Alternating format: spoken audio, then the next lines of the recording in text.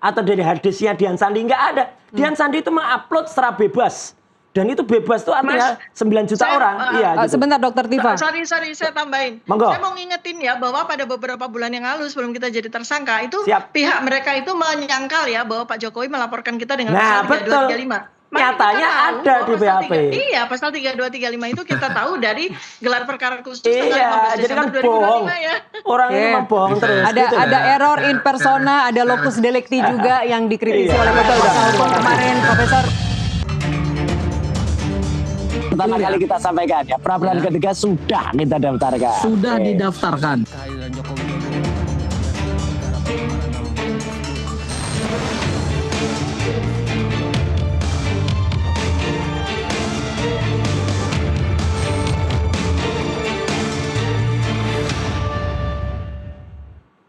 Kita lanjutkan dialog di studio. Saya masih bersama Roy Suryo, tersangka kasus ijazah Jokowi, dan melalui Zoom ada Dr. Tifa, terdakwa kasus ijazah Jokowi, kemudian Profesor Firmanto Laksana Pangaribuan, kuasa hukum Joko Widodo, dan Mbak Flora Dianti, ahli hukum pidana. Tadi menyambung sebelum jeda, silakan ringkas saja Dr. Tifa, apa yang ingin Anda sampaikan? Oke, jadi pertama bahwa kita ini membuat banyak kejutan bagi pihak lawan ya.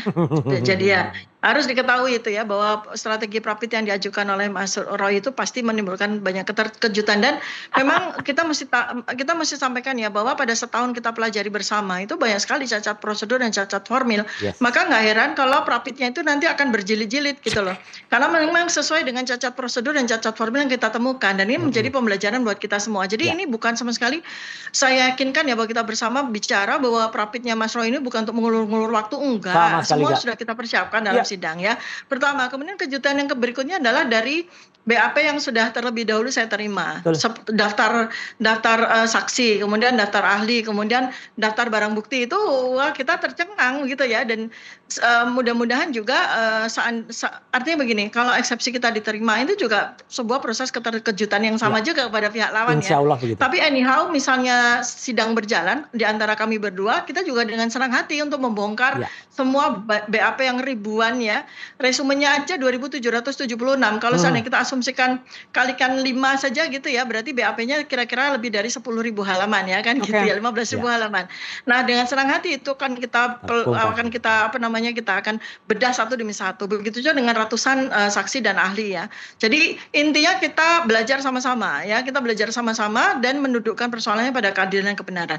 Kita masih percaya bahwa hukum di Indonesia bisa kita tegakkan sejalan dengan perkara ini ya, perkara yang kita sedang hadapi ini. Baik, saya ke Mbak Flora ya. Mbak Flora, dalam persidangan Dr. Tifa kemarin kan tim kuasa hukum mempertanyakan ada daftar nih, Dr. Tifa dikoreksi ya kalau ada yang salah ya. Ada 55 barang bukti, ada 94 saksi, kemudian juga ada laporan dari sejumlah ahli. Pertanyaan saya Mbak Flora, sejauh mana JPU berkewajiban membuka materi tersebut kepada terdakwa untuk menjamin hak pembelaan yang adil? Buka semua. Mbak Flora. Coba Mbak Flora, nanti saya berikan tanggapan ya. Silakan Mbak Flora. Iya, pada dasarnya persidangan itu kan battle ya, battle how to convince the judge. Bagaimana kemudian meyakinkan hakim. Nah, kalau misalnya semakin banyak alat bukti, seharusnya kan semakin yakin ya mengenai apa yang didakwakan, begitu juga nanti dari pihak terdakwa begitu. Nah, kalau mau meyakinkan hakim dan memenangkan, tentunya semua alat bukti ya kan banyak sekali ya alat bukti sekarang di KUHP yang baru itu kalau bisa ya disampaikan, kalau cukup waktunya semuanya dibuka gitu ya. Kemudian ya mungkin nanti bagaimana hasilnya, apakah akan yakin apa tidak hakim itu sangat subjektif tergantung kepada hakim gitu. Oke, silakan Dr. Tifa singkat ya. Saya boleh nambahin ya. Ya, jadi pada KUHP itu ya, ini KUHP lama, KUHP barunya juga pasti menyesuaikan. Pada pasal 143 itu jelas dimaksud ya dengan surat pelimpahan perkara adalah surat pelimpahan perkara itu sendiri lengkap beserta surat dakwaan dan daftar semuanya, berkas perkara ya. Jadi berkas. Hak kami, hak semuanya, hak dari jaksa, hak dari hakim maupun hak dari terdakwa itu untuk menerima semua berkas perkara. Ini kan yang aneh adalah bahwa kami hanya menerima sebagian saja dari BAP. Kemudian kami juga melihat semua saksi yang waktu itu dikonvince oleh dikonvince oleh Polda juga ternyata tidak dikeluarkan oleh jaksa. Nah ini kan kita juga mencurigai jangan-jangan nanti tiba-tiba ada saksi atau ahli yang tidak ada dalam daftar itu tiba-tiba muncul pada persidangan. Kemudian BAP juga. Jadi BAP itu kemarin ya terakhir pada sidang yang ketiga sudah ketiga kalinya kami minta dan disetujui oleh hakim. Hakim sudah memerintahkan JPU untuk memberikan seluruh BAP kepada kami, tapi ternyata tidak dilakukan juga oleh JPU. Bahkan kemarin dengan terbata-bata ya mereka mati-matian untuk tidak mau memberikan BAP kepada kami. Untungnya hakim kemarin bijak, beliau di akhir sidang memerintahkan untuk supaya JPU memberikan seluruh BAP kepada kami. Padahal itu BAP yang belum ada itu kurang lebih sekitar 26 BAP itu kuncian itu jantungnya perkara ini. Makanya kenapa kok disembunyikan ya sampai sidang berjalan kok masih disembunyikan itu ada apa gitu ya. Itu menarik sekali itu.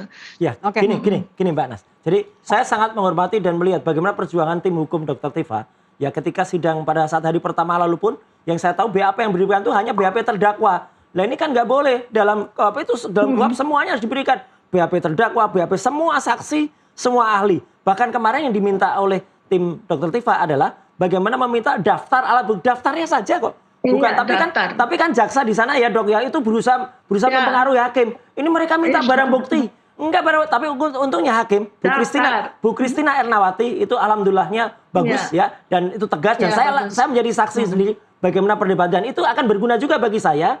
Demikian juga pra-peradilan akan berguna juga untuk Dr. Tifa.